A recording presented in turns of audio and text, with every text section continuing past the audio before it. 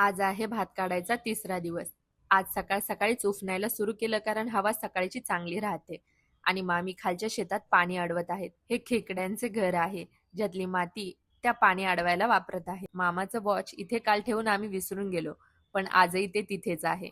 आणि मामा हे बरकट बनवत आहेत. एक प्रकारे याला दोरी बोलू शकतो. भारे बांधायला याचा वापर करतात. काम करायचं सोडून सावलीत हे गप्पा मारत बसले, त्यामुळे मामी त्यांना ओरडत होत्या. इकडे भार वाहने चालू आहे. मग जेवण केलं आणि ही निरागस झोप फक्त शेतात कष्ट केल्यावरच लागते. आणि या दोघांना इथे खेळायला जागा मिळाली. आणि तेवढ्यात इथे बैलांचं युद्ध बघायला मिळालं. आणि या लहानशा मुलांकडून थोडी किस्सी विस्सी घेताना दादूचं तर वेगळंच चालू आहे. मला काही काम नव्हतं, म्हणून मी आणि माऊने भांडी धुवून घेतली. आणि मग शेवटी दत्ताभाऊ आले सामोसे आणि जिलेबी घेऊन. आज त्यांना शेतात थांबून काम करायचं होतं आणि मामींनी केलेल्या भोपळ्याचे वडे त्यांना खायला दिले. त्याची रेसिपी मी कालच्या व्हिडिओत दाखवली आहे, ती पाहायला विसरू नका. हर हर महादेव.